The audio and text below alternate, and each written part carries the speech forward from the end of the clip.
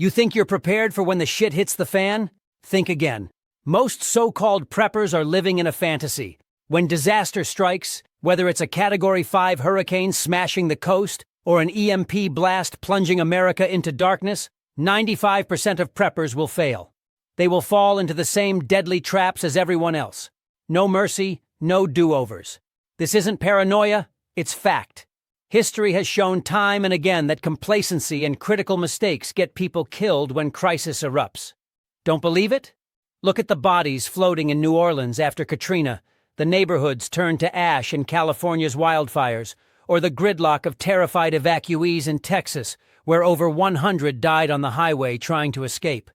These weren't just sheeple, they included people who thought they were ready. The reality is harsh.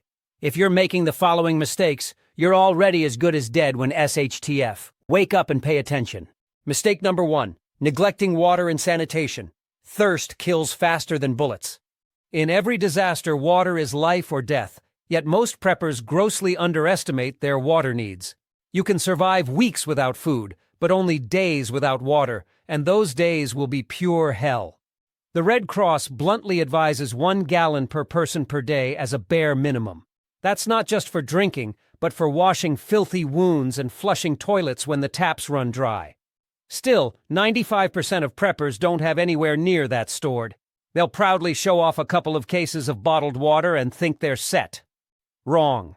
After just a few sweltering days with no running water, you'll be drinking from mud puddles or worse. Don't believe it? Look at Puerto Rico after Hurricane Maria. 44% of the island's residents had no access to clean drinking water in the weeks after the storm. People grew so desperate they tried to siphon water from toxic Superfund waste sites. Let that sink in. Mothers and fathers scooping water laced with industrial chemicals because they had no backup supply. Floods and hurricanes turned tap water into a sewer. Faucets cough sludge, not salvation. In Texas's 2021 deep freeze, 14 million Texans had to boil their water, if they even had any, after power outages knocked out treatment plants. Many had no heat, no electricity, and no safe water. Thirst, dehydration, dysentery. This is what awaits those who treat water as an afterthought. Preppers love to stock guns and ammo, but without water, you're just a well-armed corpse. And it's not just drinking water, sanitation goes to hell in a crisis. Toilets don't flush when the pumps fail. If you haven't stored extra water to manually flush or manage waste, you'll be literally living in your own filth. Diarrhea outbreaks can kill more people than the initial disaster. The prepper who forgot about sanitation will be the first to die from disease. It's happened in every refugee camp and disaster zone.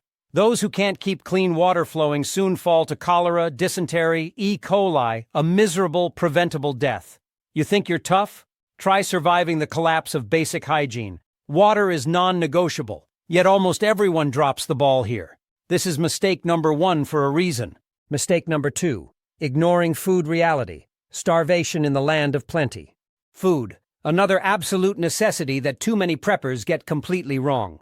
Sure, you might have some expired canned beans and ramen stashed away, but do you really have enough? And will it keep you alive and functional when grocery store shelves are stripped bare within hours? Because that's exactly what happens.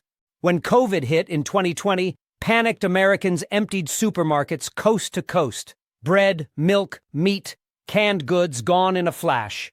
Fistfights broke out in aisles over the last scraps of food. Now imagine a deeper crisis. A nationwide trucker strike, a currency collapse, a cyber attack on the power grid, and the supply chain snaps. Your local Walmart will look like a war zone, and if you're not already stocked up, you're as good as dead. Most people, including many self-professed preppers, simply don't have enough food at home. Government guidelines laughably suggest a 72-hour supply. 3 days? That's a joke. Survival experts point out that the average American home would run out of edible food in barely a week. In fact, consultant Scott Hunt, who scored participants on Nat Geo's Doomsday Preppers, says food is the #1 weakness across the board. You can't live on bullets and Band-Aids. If you suddenly couldn't shop, how would you feed your family? How long could you last? Hunt asks. For 95% of preppers, the honest answer is not long. Even those who do stockpile food often screw up by hoarding things they never actually eat. They buy buckets of doomsday gruel or exotic MREs without ever tasting them. Big mistake. An emergency isn't the time to try new, strange foods you've never had, warns survival instructor Cam Cobb. You're already under extreme stress. The last thing you need is a bout of vomiting or diarrhea because you stocked food that doesn't agree with you. Imagine riding out a hurricane with no toilet and a case of untested surplus rations giving your whole family food poisoning. Nightmare. Cobb's advice: store familiar, high-energy foods your family will actually eat. But 95% of preppers don't listen. They get seduced by flashy survival products and neglect basics like rice, beans, peanut butter, and multivitamins. They forget comfort items too. Do you want to endure an apocalypse with no coffee or no salt? Hunger makes people feral. Once your stomach is empty for a few days, you'll consider killing for a loaf of bread. That's where ignoring food reality leads, to violence and despair. In the Great Depression, Americans slaughtered zoo animals for meat. In modern crises, we've seen looters raid homes for a few cans of soup. If you don't have a serious food reserve, you will become the beggar or the target, guaranteed. Mistake number 3, all gear, no skill, mall ninja preppers. The prepping world is infested with gear worship. $5,000 rifles, fancy tactical knives, elaborate bug-out bags stuffed with gadgets, and most of it is utterly useless in untrained hands. Gear won't save you if you have no idea how to use it. Yet 95% of preppers keep buying toys instead of building skills. They think the latest water filter or multi-tool is a golden ticket. Reality check. When crisis strikes, your $300 flashlight won't magically turn you into MacGyver. If you haven't practiced survival skills under stress, you will panic, fumble, and potentially die surrounded by unused gear. It's a common sight in disasters. Generators that won't start, weapons jammed or dropped, first aid kits gathering dust while injuries go untreated. Why? Because the owners never bothered to practice. They were armchair preppers, more interested in posing with their gear than putting in hard training.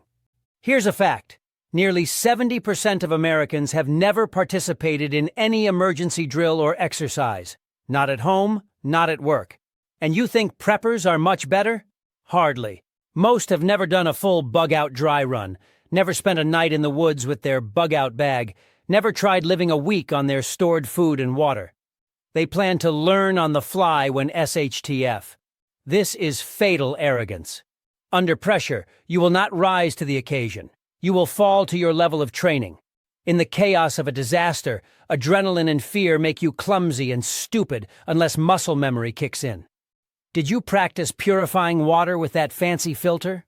Or will you find out too late that you never replaced the clogged cartridge? Did you bother to learn how to actually perform CPR or stop severe bleeding? Many preppers boast about having a top-notch medical kit, but couldn't tie a tourniquet to save a life.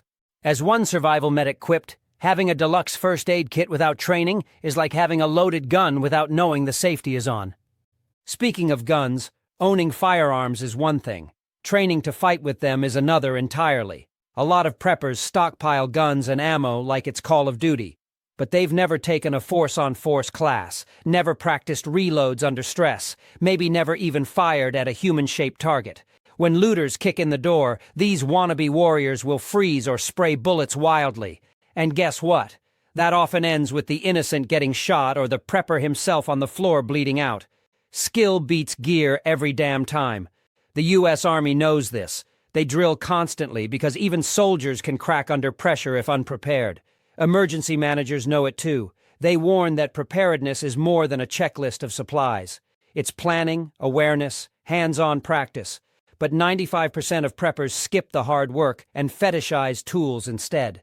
They'll be the ones reading instruction manuals by flashlight while others act decisively, and they'll pay for that laziness with their lives.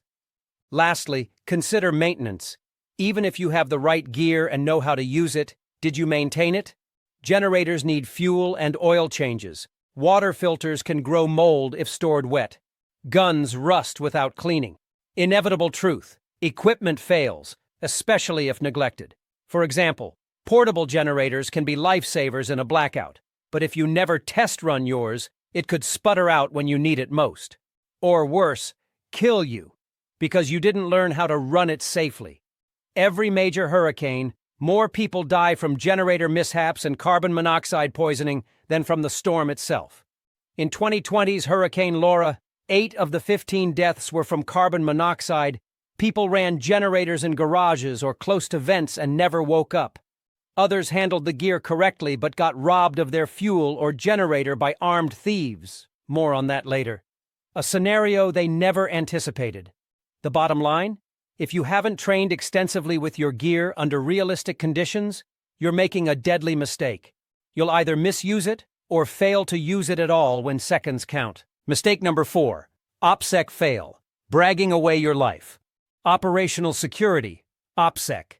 Keeping your prepping activities and supplies on the down low is a concept 95% of preppers ignore, to their grave peril. Too many can't resist showing off. They flaunt their stockpiles on YouTube, plaster social media with proud prepper hauls, or blab to neighbors about all the food and ammo they've cached. Congratulations, you just painted a giant bullseye on your back. When society breaks down, guess whose door desperate people or ruthless looters are coming to first? The guy they know has goodies. In a crisis, your stash is worth killing for. And if everyone knows you have it, you might as well put a neon sign outside saying free food and ammo here. This mistake gets people robbed, beaten, even killed when SHTF. History proves it. After disasters, looting and home invasions skyrocket in some areas. Even the fear of looters can lead to extreme measures. Remember Hurricane Katrina? The chaos got so bad that New Orleans police were told to shoot looters on sight to take back the city. That's how ugly it can get when order collapses. Preppers who blab are high-value targets. Your friendly coworker today might be the one kicking in your door when his kids are starving and he recalls that you bragged about having a year's supply of food in the basement. Think it won't happen? Think again. Hungry, panicked people will do anything. And not just lone wolves. You could face organized gangs or even corrupt officials.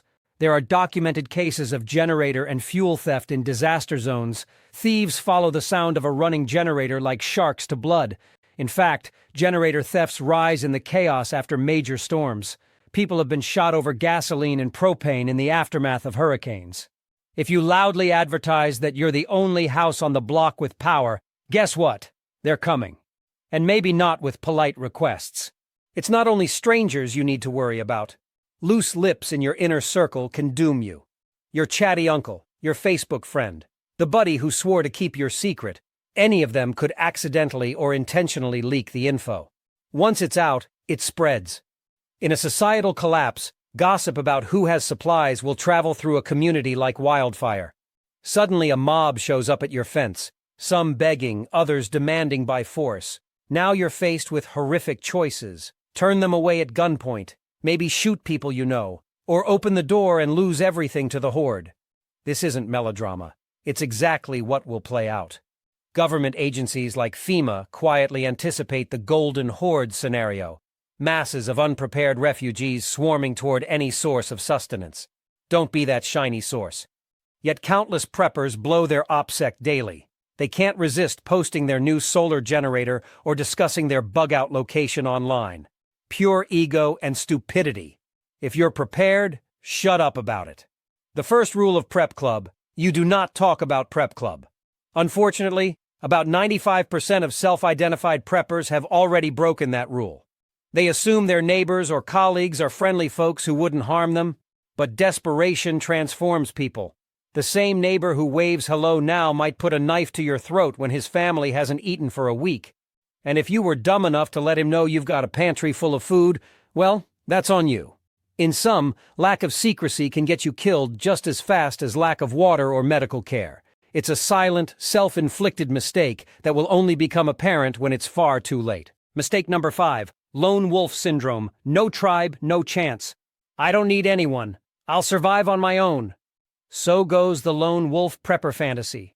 Rugged individualism is practically an American religion, and many preppers take it to the extreme, isolating themselves, trusting no one, planning to go solo against the world. Here's the brutal truth. Lone wolves die. Humans have survived throughout history by banding together. Community is not a weakness, it's a force multiplier. And yet 95% of preppers have zero community or network to rely on. They've alienated their neighbors, or never talked to them, kept other families at arm's length, and assume they'll just fend off everything alone. This is a deadly delusion. In any major crisis, one person or one nuclear family is not enough to cover all needs 24/7. You can't stand guard every hour, chop wood, fetch water, tend to the injured, and fight off attackers all at once. You'll be exhausted, outnumbered, and picked off. Look at real disasters. Neighbors and strangers who band together fare far better. After Hurricane Harvey in Houston, it was volunteer groups like the Cajun Navy, regular folks with boats, who saved thousands from floodwaters when official help was overstretched. After hurricanes, tornadoes, earthquakes, who clears the rubble and digs out survivors? Often it's neighbors helping neighbors in the first critical hours. Meanwhile, the hermit prepper who told everyone to screw off is buried under his collapsed roof, no one there to hear him screaming. FEMA's own surveys show the vast majority of people do not plan together. Only about 12% of Americans have collaborated with neighbors on emergency plans. That means almost 9 out of 10 have no community plan, a perfect recipe for chaos and failure. If you're in that 88-95%, you've basically decided to reject the single greatest survival advantage: strength in numbers. Consider security. In a prolonged crisis with law enforcement thin or non-existent, looters and criminals will operate in packs. Will you be able to repel a gang of 5 or 6 armed marauders alone? While you're watching the front door, they'll come through the back or a window. Or they'll simply wait until you fall asleep, and you will need to sleep. A lone person has no shifts, no backup. They're vulnerable. In contrast, a group of prepared families can set watches, pool skills, and present a united front that most predators will think twice about attacking. The lone wolf, however, is easy pickings. Even if you're Rambo incarnate, a single injury or illness could neutralize you. Who will tend your wound or guard your place while you recover? No one. You'll just die slowly, feverish and alone. Furthermore, a community can share knowledge and resources. Perhaps you stored lots of food but forgot a way to purify water. Maybe your neighbor has a water filter and you have medicine he needs. Barter and cooperation mean survival. Isolation means death. Preppers often mistrust everyone, sometimes for good reason. But the solution is to build trusted networks now, not to imagine you can blast every stranger on sight and live in a fortress of solitude. The reality is that the more people who are prepared around you, the safer you all are. Yet most preppers not only fail to involve their community, they actively avoid it. They don't even coordinate with friends or relatives on basic plans. FEMA's data highlights this blind spot. Planning with neighbors and community has the lowest uptake of all preparedness actions. Those 95% of preppers who think everyone for themselves will discover too late that alone = doomed. By the time they realize they need allies, no one will be around or willing to help them. Mistake number 6. Normalcy bias. Freezing when it's time to flee. One of the deadliest prepper mistakes is normalcy bias, the refusal to recognize how bad things are until it's too late. Even preppers who think they're ready for disaster fall victim to this psychological trap. They assume things will unfold gradually, that they'll have time to react.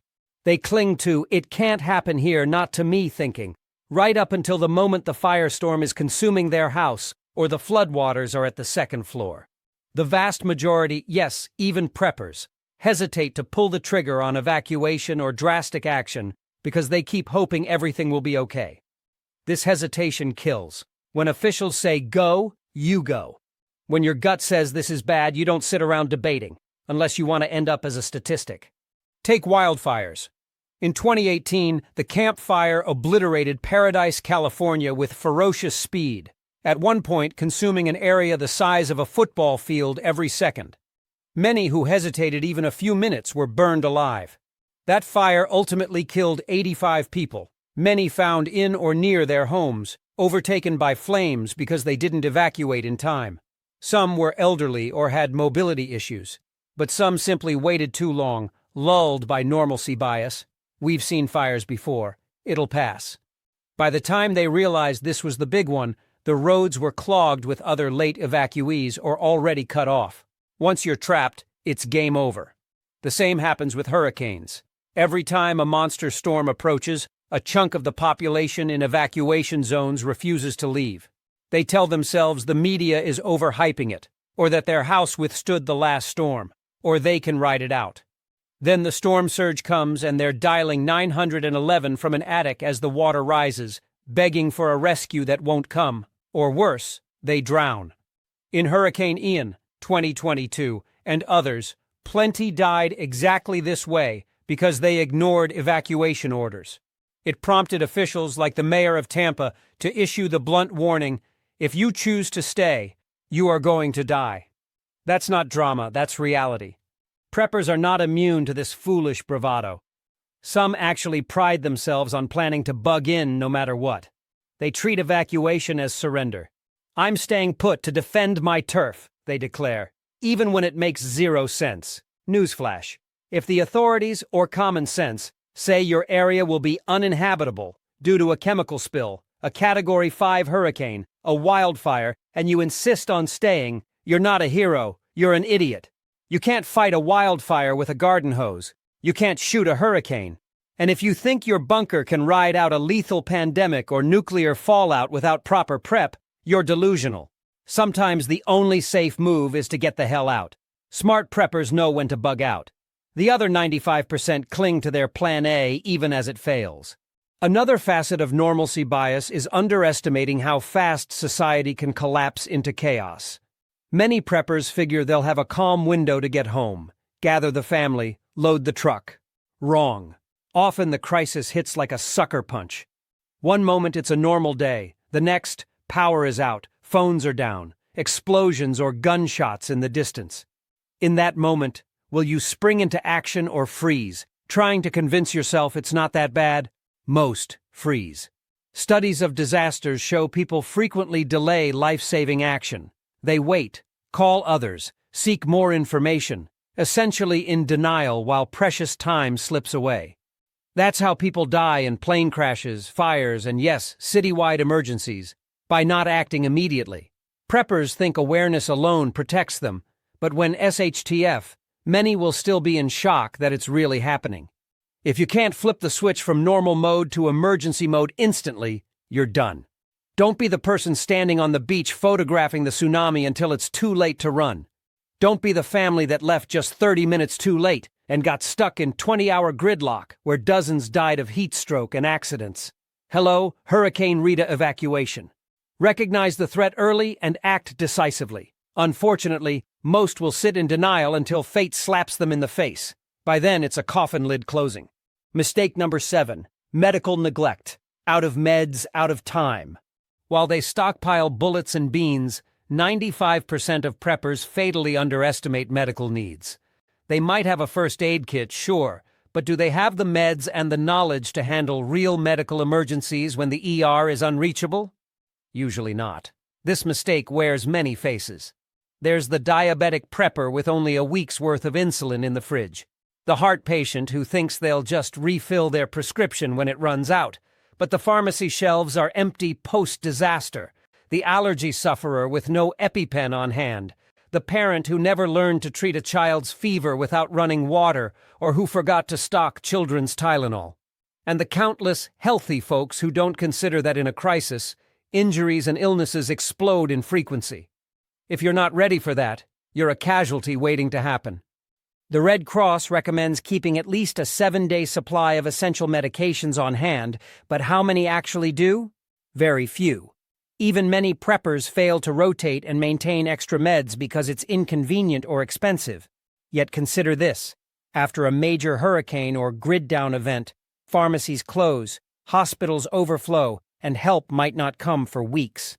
Hurricane Maria's aftermath in Puerto Rico was a nightmare example. Power outages knocked out dialysis clinics and oxygen machines, diabetic patients' insulin spoiled. An investigative report found hundreds of deaths attributable to lack of medical care in the months after Maria. People who survived the storm only to die from things like no dialysis, no insulin, no oxygen supply. These are indirect deaths that rarely make headlines, but they are painfully real.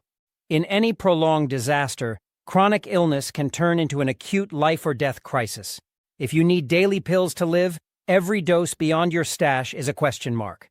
And if you think the government or aid groups will swoop in with your specific meds in time, you're engaging in magical thinking. Then there's trauma care.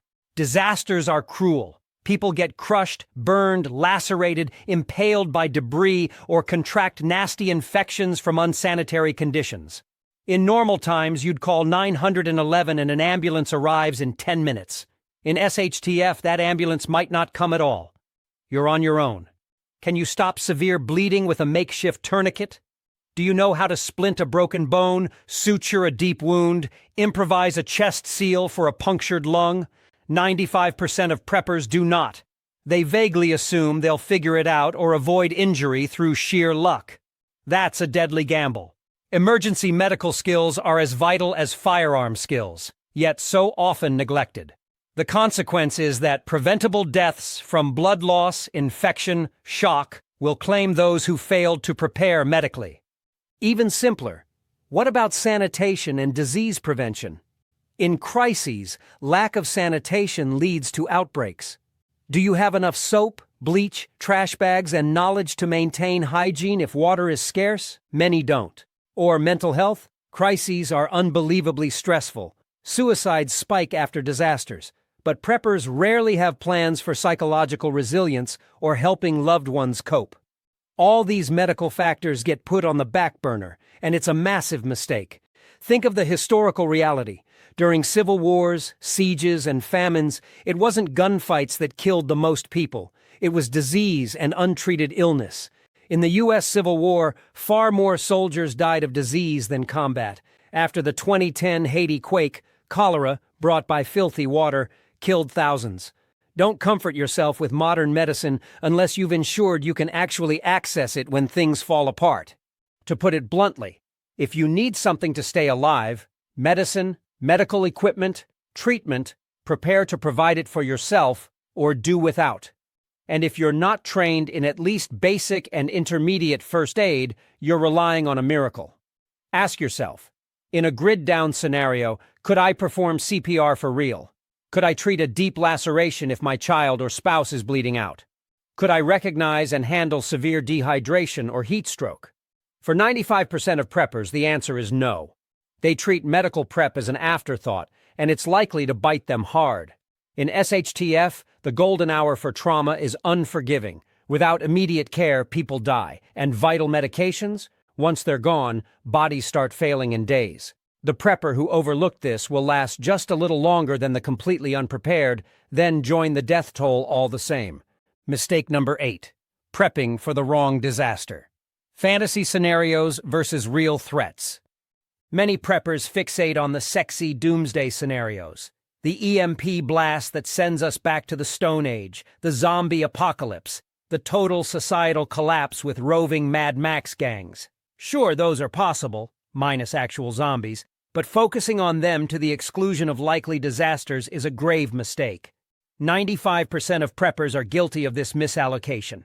They'll spend thousands on Faraday bags to protect electronics from a hypothetical electromagnetic pulse, yet they haven't secured their home against a much more common threat like a house fire or a regional flood. They'll train with AR-15S for a standoff with marauders, but haven't stocked spare batteries for their flashlights or a backup for their prescription glasses. This is prepping by Hollywood, and it's going to get people killed. A wise prepper performs a risk analysis. Identify the most probable crises specific to your location and life. If you live in California, wildfires and earthquakes are high on the list. Gulf Coast, hurricanes, Midwest, tornadoes, everywhere. Power outages, civil unrest, economic recession, personal job loss. But guess what? A huge portion of preppers ignore their local risks and chase exotic ones. It's more thrilling to prepare for societal collapse than to, say, reinforce your roof against hurricanes or evacuate when a wildfire looms. That kind of mundane prep isn't cool or Instagram-worthy, so they skip it. Then their house gets flattened by a tornado and they have no insurance, no go bag, nothing. Meanwhile, their elaborate NBC gas mask sits unused because the chemical biological attack never came. Priorities are completely out of whack. Emergency officials literally publish data on the most likely disasters in each area. City and state emergency management websites spell it out. But 95% of preppers don't bother to read them. They'd rather argue online about the likelihood of a Chinese EMP taking down the grid. Here's a clue. It doesn't take an EMP to cripple your world. A simple regional blackout in the dead of winter can and will kill unprepared people. Remember Texas 2021? A bad thunderstorm can knock out power for a week. A factory accident can poison your town's water supply overnight. These are not hypotheticals. They've all happened on U.S. soil in recent years. How many preppers have a plan for a local evacuation due to a train derailment chemical spill? Very few. But look at East Palestine, Ohio in 2023. Thousands had to flee toxic fumes from a rail accident. It's always someone else's problem until it lands in your backyard. Another dimension of this mistake is over-focusing on one scenario to the exclusion of all others. Some preppers only prepare to bug out to the woods because they imagine societal collapse is the big threat. They assemble the ultimate bushcraft kit and plan to live off the land. But they've never asked, what if the crisis doesn't allow escape to the woods? What if it's a pandemic requiring quarantine, or martial law locking down travel, or simply that the woods are on fire? Conversely, others only plan to hunker down, bug in, for short-term disasters like storms. They have no contingency if their home becomes uninhabitable. This rigid thinking, prepping for one scenario, leaves you blindsided when reality chooses a different disaster. And reality loves to surprise. Consider COVID-19. While some preppers indeed were ready for a pandemic, having masks, disinfectants, a plan, many were not because they'd been fixated on economic collapse or civil unrest instead. When the virus struck, these preppers found themselves panic-buying toilet paper alongside everyone else. It was a blind spot. Or consider economic preparedness. People will hoard guns but have zero savings or precious metals for a financial crisis. Then an economic crash hits. Hello, 2008 or possibly the next one brewing, and they're broke, about to lose their home. Can't exactly solve that with a bug-out bag. The uncomfortable truth is that the most likely disasters are the ones right under our noses, and preppers ignore them at their peril. As one expert put it, the biggest mistake is not prepping at all, meaning failing to address the everyday calamities because you're distracted by doomsday. 95% of preppers have glaring gaps in their plans because they're too busy preparing for scenarios that might never come, instead of those that statistically will. This mistake is deadly because it means you won't see the real threat coming. You'll be geared up for combat while the killer was actually a microscopic virus, or armed for zombies while your child dies of asthma because you ran out of inhalers during a supply chain disruption. Hard truth. Prepare for the likely before the unlikely. If you don't, you're just playing apocalypse dress-up, and the real apocalypse, in whatever form it takes, will eat you alive. Mistake number 9. No plan B and CD. Rigidity = death. Most preppers have one plan, and it will probably get them killed. Why? Because reality never respects your plan. No plan survives first contact with the enemy, as the saying goes. And in a disaster, the enemy is chaos itself. The vast majority of preppers, easily 95%, suffer from plan rigidity. They decide in advance, I'm doing X, and stick to that script no matter what. Even as red flags and contrary evidence pile up, that inflexibility is a death sentence when SHTF. Classic example, bug out versus bug in. Some folks swear they'll bug out to a remote cabin or wilderness at the first sign of trouble. That's their plan A. But have they considered what if roads are impassable or choked with traffic? What if they run out of fuel, or the authorities have set up roadblocks? What if the cabin is already looted or burned when they get there? Many who fled cities during disasters have gotten stranded on highways, sitting ducks. We saw this in Hurricane Rita's evacuation. Cars stuck for 20-plus hours, people literally dying in the gridlock. A bus evacuating seniors caught fire and killed 24 of them. These fatalities weren't from the hurricane. They were from a poorly executed evacuation. If your only plan is drive off to safety, you might join those statistics if you haven't planned alternate routes and methods. Do you have a Plan B route if the highway is jammed? Have you cached fuel?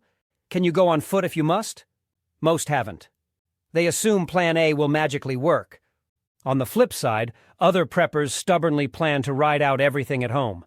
This is my castle. I'm not leaving. That's fine for many scenarios, until it isn't.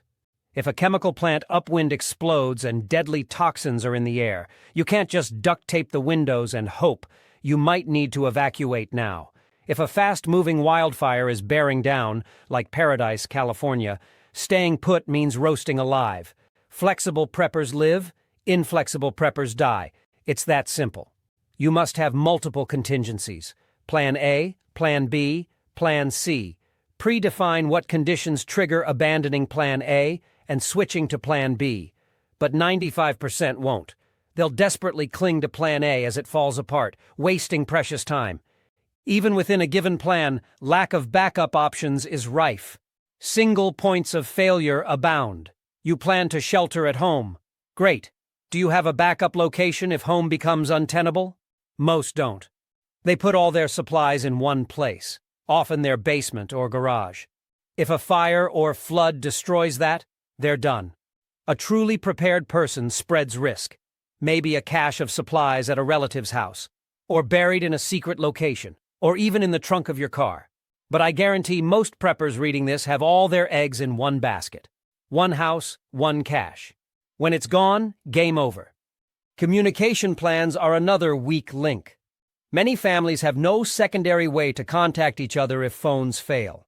No meeting point established if separated. No protocol for, if I'm not back by X time, do Y. This is basic planning that often gets overlooked. In the critical moments of disaster, families without a clear Plan B often make tragic choices. Like one parent drives out into danger looking for the other, when they could have both been safe if they'd pre-arranged a meeting spot or rally time. The chaos of 9/11s in NYC or the 2003 Northeast blackout showed how frantic it gets when communications go down. Some smart families had a plan. If something happens and phones don't work, everyone head to specific location by foot. Others winged it and spent agonizing hours or days separated. Think also of gear. You have a plan to cook food on your propane stove. Propane runs out. What then? Do you have a rocket stove for burning wood? Have you thought about fuel at all beyond I have some? If not, you're in the 95%. Transportation. Plan to drive, but car dies or roads fail. Got a bicycle? A good pair of boots and a hiking backpack if you must hoof it? Most probably don't. Water plan. What if your main water source, say stored barrels, get contaminated or emptied? Do you know where the nearest pond or water source is and have means to purify that nasty water? Better figure it out before you're delirious with thirst. One particularly tragic failure is not planning for children, the elderly, or pets. Preppers often assume the able-bodied adult scenario. But what if you have a baby? Did you stock formula and diapers? A lot of preppers don't adjust when their life situation changes. They have a plan from years ago when it was just them, but now they have a family and haven't revised it. Same with pets. Many have no plan for Fido or Whiskers, and in a crunch, that can break a family's heart or resolve. We saw it in Katrina. People refused evacuation if they couldn't bring pets, because there was no plan for them. In short, the failure to build redundancies and alternatives into your prepping is a sure killer. One route, one strategy, one stash, it's not enough. You need layers of fallback options. The military calls this PACE planning: primary, alternate, contingency, emergency. If one fails, you move to the next. Preppers love acronyms. Here's one that could save your life, but sadly, the majority operate on a wing and a prayer. They expect Plan A to carry them through and have barely thought about Plan B, let alone C or D.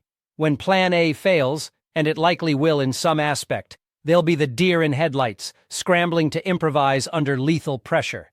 Don't be that fool. Rigidity kills, flexibility and adaptation are the only way to survive chaos. Mistake number 10. Ignoring mental preparedness. The will to survive shattered. The final mistake is perhaps the most insidious. neglecting the mental game of survival. Preppers accumulate supplies and strategies, but 95% of them do nothing to prepare their mind and morale for the sheer horror and stress of a real SHTF scenario. Let's be crystal clear. A major disaster will test you in ways you can't fully imagine. The psychological toll is enormous. We're talking extreme fear, grief, exhaustion, and uncertainty. If you haven't steeled yourself for that, if you haven't confronted the possibility of death, of loved ones, of yourself, and profound loss, you are likely to mentally break at the worst moment. What does mental collapse look like? It's panic attacks when you need calm decision-making. It's denial and paralysis when you need rapid action. It's debilitating depression after a week of hardship, when you need to keep pushing. It's the very real phenomenon of survivors giving up and dying even when physically they could have made it. Yes, that happens. People lose the will to live. In the aftermath of disasters, mental health crises spike. Survivors commonly suffer PTSD, anxiety, depression that can last years.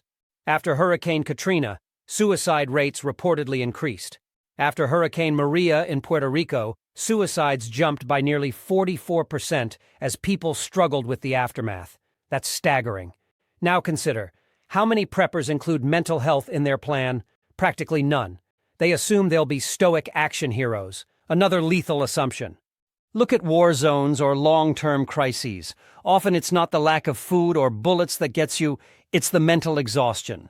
There's a famous concept in survival psychology: 90% mental, 10% physical. Your mind can be your best weapon or your worst enemy. Unfortunately, most preppers never harden their minds. They don't train under stress. They don't practice being uncomfortable for extended periods. Try a cold night with no heat or monotonous meals for a month and see how your mood fares. They don't discuss contingency plans with family in an open way because it's unpleasant. So when the crisis hits, the family is emotionally unprepared and falls apart. Children, especially, will take cues from adults.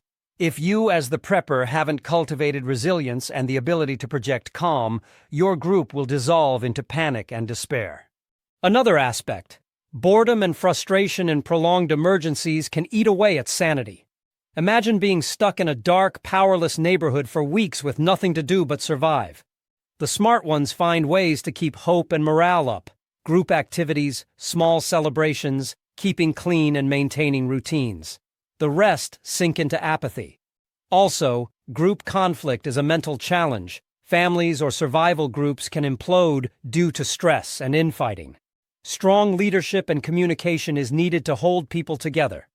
Did you ever practice that? Doubtful. Moreover, witnessing death and destruction can traumatize even tough individuals. Preppers talk big about defending their home, but have they really prepared for the psychological impact of possibly killing someone, or seeing neighbors dead, or watching their hometown burn? That can shatter a person's psyche. The 95% haven't even thought about it. They haven't done any mental rehearsal of worst-case scenarios, a technique that can actually inoculate you somewhat to shock. Elite military units and first responders drill and simulate high-stress events precisely to build psychological resilience. Civilians rarely do. One powerful prep for mental resilience is community bonds, knowing you're not alone in the struggle. Studies after disasters show that people cope better when they have social support. But as we discussed, many preppers isolate themselves, depriving themselves of that protective factor. They set themselves up for loneliness and hopelessness when things get dire. The strongest survivor attitudes, adaptability, grit, optimism, resourcefulness, need to be cultivated. If you think it comes automatically, you're wrong. When a crisis drags on, as many do, it wears you down. After Hurricane Ian, one Florida survivor rebuilding his life said, "If this ever happens again, I cannot mentally do it again." That's a man on the edge, and it's understandable. But if you break mentally, all your stockpiles are meaningless. To be clear, mental preparedness is not about macho posturing, "I'm not scared of anything." It's about confronting hard truths in advance and preparing your mind for hardship. It's about stress inoculation, emotional regulation, and yes, hope sustaining that will to survive against all odds. The majority of preppers gloss over this, focusing on tangibles. And it could be their undoing. Ironic, isn't it? People who go to lengths to prepare may still fail because they didn't prepare the one thing that governs all the rest: their mindset. When SHTF, your brain is either your greatest asset or your weakest link. For 95% of preppers making this mistake, sadly, it will be the weak link that snaps.